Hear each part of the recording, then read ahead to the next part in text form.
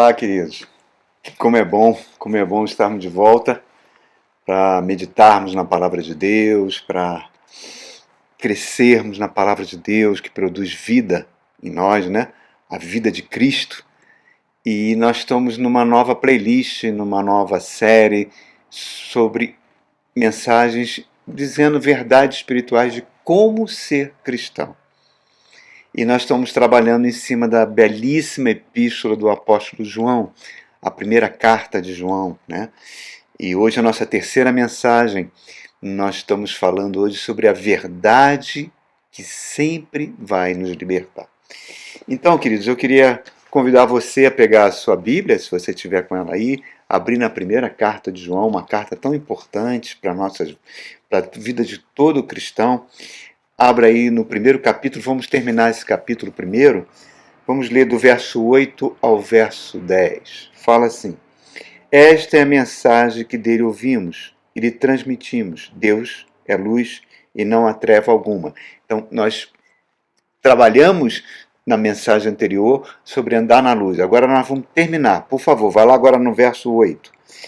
Se afirmarmos que estamos sem pecado, enganamo-nos a nós mesmos e a verdade não está em nós.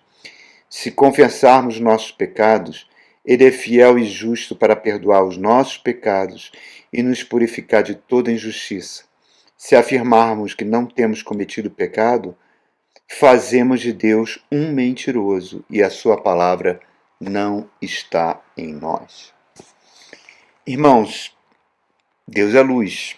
Jesus falou isso. E nele não há treva alguma. Uma alma humana sem Jesus está nas trevas. O mundo que nós vivemos é um mundo em trevas, um sistema criado pelas forças espirituais da maldade, né? Que a Bíblia relata muito bem. Jesus Cristo alerta os seus discípulos para que eles andem na luz, né? Andem na luz, para que as trevas não apanhem, porque nós temos muita tendência a amar as coisas das trevas. E o que é andar na luz, irmão? Nós estamos trabalhando nisso há muito tempo, mas é tão bom falar sobre isso. Andar na luz é sair de nós mesmos. Sairmos de nós mesmos. Né? Aprender a nos colocar no lugar do próximo, no lugar do outro. Porque quando eu me coloco no lugar do outro, eu vou compreender o outro. Eu vou amar o outro. Eu não vou julgar nem apontar o dedo para ele sobre suas falhas e pecados. Agora João está entrando num ponto fundamental, ele está tocando num ponto fundamental. Ele está trazendo duas verdades aqui para nós, dois pontos fundamentais. O primeiro que ele coloca, e esses pontos fundamentais infelizmente irritam muitas pessoas que se acham religiosas, muitas pessoas que se acham muito boas, que não fazem mal a ninguém, então não se aplica à vida delas, mas não é assim, não é assim. O primeiro ponto, ele está dizendo aqui no verso 8, se afirmarmos que estamos sem pecado, nos enganamos e a verdade não está em nós. Aquele que diz que não está em pecado, ou aquele que diz que pecado é uma invenção, como eu já vi muitos líderes religiosos falar isso, de várias religiões, no Brasil e fora, que o pecado é uma invenção da igreja.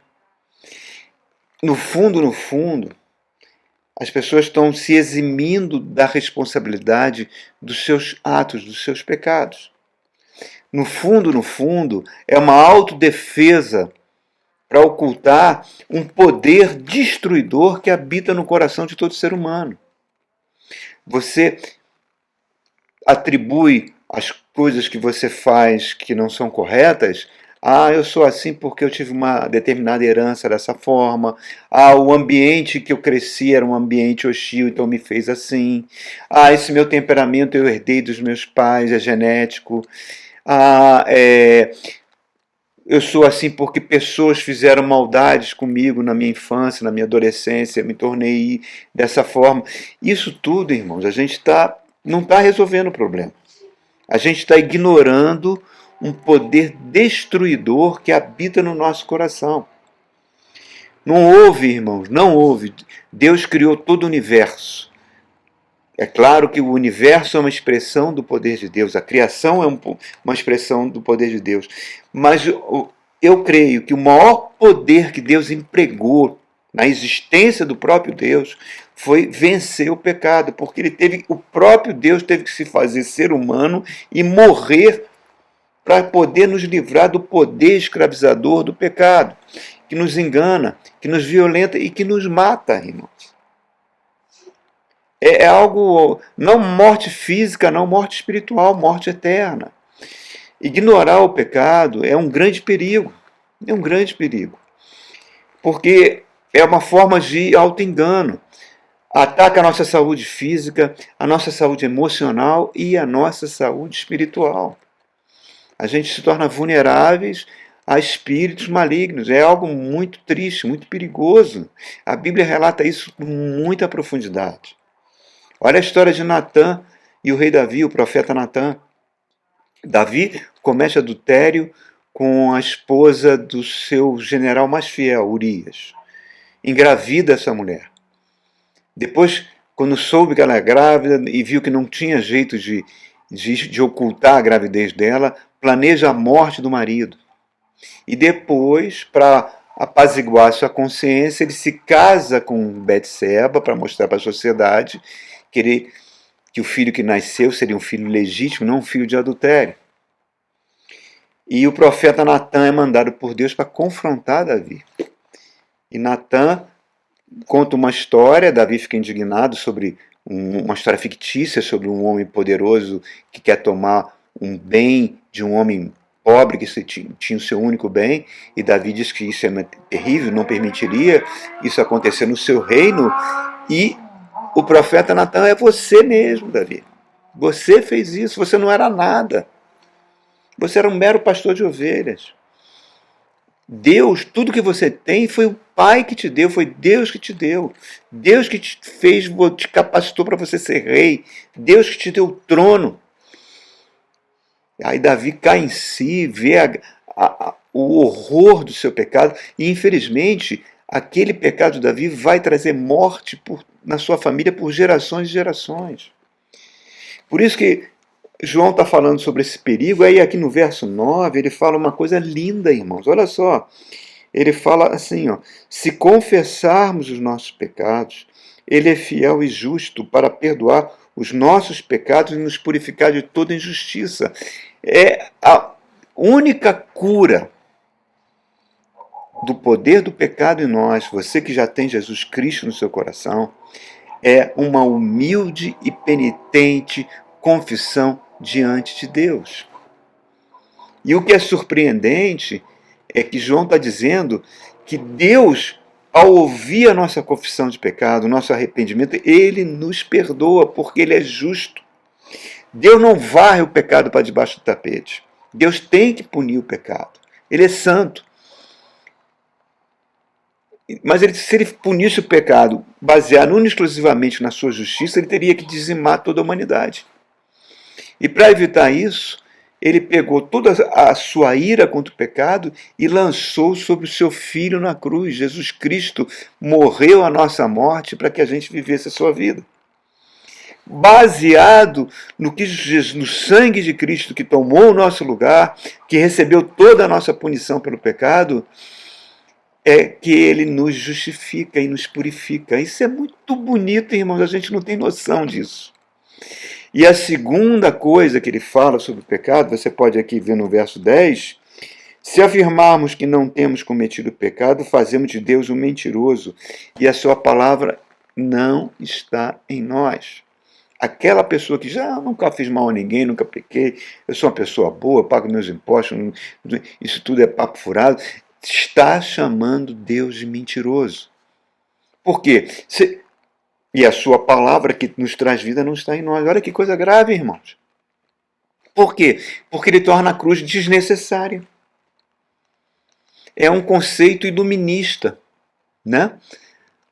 Que vem do iluminismo do século XVIII, dizendo que o ser humano está em constante evolução. É um conceito darwiniano, de Darwin, que o ser humano está em evolução, que um dia ele vai atingir o seu grau perfeito, ou então um conceito baseado nas religiões orientais que impregnaram muitas religiões no Ocidente, de que você vai reencarnando e cada reencarnação você vai se tornar um ser humano melhor. Se eu vou me tornar um ser humano melhor, por que Jesus Cristo teve que vir a esse mundo e morrer por mim, irmãos? Eu estou abrindo mão da minha reconciliação com Deus. A maior evolução que o ser humano pode experimentar já aconteceu no Pentecostes, quando o Espírito Santo entrou no ser humano e passou a transformar o ser humano num novo ser, numa nova criatura. Não tem evolução maior do que essa, irmãos. E nós estamos em evolução, sim. Estamos sendo santificados para cada vez mais parecer com Jesus. Então, reparem, ele está falando, é tão diabólico os conceitos errados que as pessoas têm sobre isso, que aqui no verso 10 ele está usando aquele que diz que não peca, o verbo grego significa, que ele usa é armatia, que significa errar o alvo. Nós estamos sempre errando o alvo, irmãos. Nós falhamos como pais, nós falhamos como filhos, nós falhamos como cônjuges, nós falhamos como amigos, porque dentro de nós existe um egoísmo que governa o nosso ser. Nós somos governados por esse egoísmo, irmãos. Então, Romanos mesmo diz que todos pecaram e carecem da glória de Deus. Então, negar isso é negar a cruz do Calvário. E pior, diz que Deus é mentiroso. Olha que coisa terrível. A vida cristã ela é muito bem resumida pelo nosso Senhor Jesus na vida do filho pródigo, na parábola do filho pródigo, né? Que é a nossa vida, que chega para o pai é uma figura de Deus Pai, e pede a herança. Quer dizer, uma forma ofensiva, o pai ainda não morreu, o pai ainda está saudável, trabalhando. É como se a saúde do pai o incomodasse. E ele, baseado nisso, ele pega todo aquele dinheiro, todos aqueles dons, bens que o pai lhe deu, e dissipa numa vida dissoluta, e vai transformar a sua vida num chiqueiro, vai habitar com porcos. E é exatamente isso que nós fazemos quando nós não temos Deus nas nossas vidas, irmãos. A gente pode ter poder, saúde, qualquer coisa, mas sem Deus, a nossa vida vai terminar num chiqueiro. E aí tem aquele momento que ele cai em si e fala, pequei contra os céus e contra o meu Pai, e volta. Isso é a nossa vida, irmãos. Nós precisamos chegar nesse ponto de arrependimento, de nós chegarmos e fechar a porta no nosso quarto e criar um relacionamento com o Pai e abrir o coração para o Pai e dizer, Pai, eu gosto de fazer tantas coisas erradas, eu tenho prazer nisso, mas eu sei que isso te machuca e vai me destruir, eu preciso da sua ajuda, e Deus vem e nos restaura. É lindo demais. A confissão tira a lama do porco e nos restaura diante de Deus. Então, urge que eu tenha uma vida de relacionamento com Deus, irmãos. Urge, isso é fundamental. Abrir a alma com o Pai. Vomitar, esse é o termo pesado, né? Vomitar diante de Deus os nossos pecados. Ser sincero. O diabo ajudou, né, a introduzir o pecado no mundo. Ele não foi o inventor do pecado. O pecado ele veio quando o homem desobedece a Deus, mas foi o pecado ele foi trabalhado por Satanás na mente do homem. Né? E uma das coisas que ele faz o homem levar a pecar é quando ele coloca dúvidas sobre a palavra de Deus. Ele chama Deus de mentiroso. Então, reparem, e isso então trouxe morte espiritual, nos separou de Deus. E trouxe morte física para o universo. Deus teve que vir em nosso socorro. E a morte do Filho de Deus é o exemplo disso. E qual é a marca do pecado? A marca do pecado é a cobiça, irmãos. É a necessidade que todo ser humano tem de poder, de riqueza, de beleza, de saúde, de ser amado. Não foi isso que o próprio Satanás ofereceu a Jesus no Monte da Tentação? Quando ele ofereceu, ele falou, me adore e tudo será teu. Dentro do Brasil, nós vivemos num país que tem muitas práticas espirituais demoníacas, né? Em muitos lugares aí as pessoas procuram espíritos demoníacos que incorporam nas pessoas e fazem oferendas, e elas pedem nesses lugares a morte de seus opositores. Eu queria que você matasse fulano. Dentro do ambiente da política isso é muito comum, irmãos, muito comum. Ou então empresários que pedem a morte de colegas para poder conseguir um negócio. Pessoas que vão em lugares onde se joga abuso, lê tarô e espírito incorporam nas mulheres que estão lá fazendo essas consultas para poder tirar o marido da outra, fazer a pessoa amada voltar. Então repare, esse é o ser humano, irmãos. Essa necessidade de poder, essa necessidade de... Tudo isso é o pecado que está dentro da gente. Quando Deus fala que a única coisa que pode matar o ser humano é a falta de conhecimento da sua palavra, em Oséias capítulo 4, verso 6, essa é a matéria-prima de todos os espíritos malignos nas trevas. Eles trabalham com a cobiça humana. Eles implantam doutrinas, implantam filosofias, utilizam muitas vezes um falso cristianismo, uma falsa igreja com versos fora do contexto, para tornar as pessoas manipuláveis, para oferecer bênçãos que não existem. Você me permita, eu ler um texto que está em Isaías capítulo 8, eu vou ler na versão A Mensagem, quando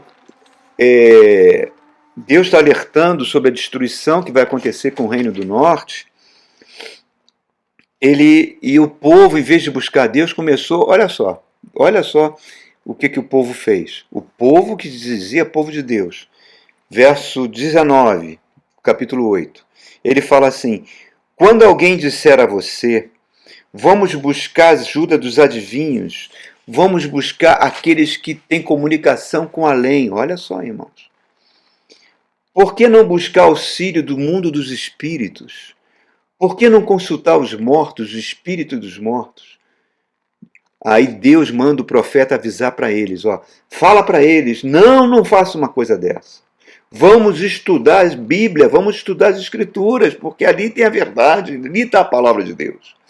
Os que experimentam outros caminhos acabam num beco sem saída. Estão sempre frustrados e ansiosos, indo atrás de tudo que aparece. E quando nada dá certo, ficam irados e amaldiçoam um Deus após o outro. Olham numa direção e na outra, para cima e para baixo, para os lados, e não enxergam nada. Cegos espirituais. Só uma parede branca, um buraco vazio, e eles acabam no escuro, nas trevas e sem nada. É isso aí, irmãos. A Bíblia fala isso. A Bíblia é a nossa única autoridade de vida. É a palavra de Deus. Deus não tem nenhum compromisso fora da sua palavra. Muitas igrejas desapareceram porque não tiveram compromisso em pregar a palavra de Deus. Então, irmãos, ou você não existe neutralidade espiritual, ou você está na verdade bíblica, na verdade da palavra de Deus, ou você está fora dela. Por mais bonzinho que você se ache. O ensino errado é uma gangrena que destrói, faz as pessoas caírem no laço do diabo, é um grande perigo. É que nem aquela pessoa que se droga, que se vicia e fala, na hora que eu quiser eu paro de me drogar. Claro que não vai parar. Tem que estar viciado, todo o seu ser clama por aquilo. A Bíblia fala sobre o cinturão da verdade, em Efésios capítulo 6, que segura a armadura de Deus. A verdade da palavra de Deus é o nosso escudo, a nossa armadura. Se você não tem um cinto que segura a armadura cai. Paulo fala lá em Gálatas que mesmo que um anjo de luz venha pregar um evangelho diferente, ele seja amaldiçoado. Porque é apenas a palavra de Deus que vai nos dar o norte. Jesus falou, conhecereis a verdade e sereis livres. Então como é que eu conheço a verdade, irmãos? Como saber o que é a verdade? Primeiro, a verdade sempre é uma autoridade. Os profetas bíblicos, quando falavam a palavra de Deus, aquela palavra se cumpria. Porque eles usavam a autoridade de Deus na palavra. Nós temos a autoridade do próprio Cristo quando nós pregamos a palavra de Deus, irmãos. A verdade, queridos, ela não se baseia em razão humana. por mais inteligente que seja, porque é uma razão falha, finita e pecaminosa. Segundo, a verdade não se baseia em sentimentos. Ai, irmãos, tem dias que nós somos muito instáveis, tem dia que a gente está cheio de amor por Deus, tem dia que a gente nem quer saber de Deus, não quer saber de igreja, não quer saber de Bíblia. Nós somos assim, depende das circunstâncias. Se emociona num culto e depois você não quer mais ir à igreja. Então a verdade não pode se basear em nada humano. Terceiro, infelizmente, a autoridade da verdade não está na igreja, em muitas igrejas. Né? Tem igrejas, sim, sérias, comprometidas com a verdade, mas tem muitas que não são. Muitas igrejas deveriam ser o sal da terra, a luz do mundo, e não são. Por quê? Porque deturparam a igreja visando lucros. Então, a verdade pregada, ela tem que dar sabor e impedir que a sociedade se apodreça, irmãos. Lá no Apocalipse 18, diz que vai surgir o falso profeta, que vai enganar muitos, que vai levar muitos, que vai trazer a religião, que vai adorar o anticristo, e muitos crentes serão enganados. E ele será destruído com todo o sistema desse mundo. Então, eu só posso ser um ser humano liberto se eu tenho consciência da minha natureza pecaminosa e saber que eu preciso da verdade de Deus e amar essa verdade e permitir que essa verdade me guie e facilitar a obra do Espírito Santo dentro de mim. Senão eu vou apagar o Espírito humano, o Espírito Santo, perdão. Tudo nesse mundo é transitório, irmãos. Tudo é lixo. Tudo vai ficar para trás. A gente se dá muito valor para coisas que vão desaparecer, que vão apodrecer. O pão, se você guarda pega o pão para comer, se você dá muito valor ao pão e guarda, daí ele vai apodrecer, ele vai criar fungos. Você tem que dar valor àquele que dá o pão para nós, que é o pão da vida, que é o próprio Jesus Cristo. Então, João está falando para nós precisamos amar a palavra de Deus. E não se baseia em sentimentos, emoções e até ensinos que se dizem pseudos cristãos, mas não são. É aquilo que Lutero falou, somente, só a Escritura, somente as Escrituras Sagradas. Nós lemos agora no livro de Isaías. Ela é a nossa regra de fé, ela é o nosso norte para aqueles que nasceram de novo. Evita, irmãos, que nós sejamos enganados pelos lobos. Evita que os nossos pecados nos enganem, porque a nossa capacidade de auto-engano é infinita. E vamos cada vez mais parecendo com Jesus, cada vez mais semelhantes a Jesus. Olha que coisa linda! Ame a palavra, irmãos. Ame a verdade. Ame a verdade e ame a palavra. Ela vai nos curar, ela vai nos libertar.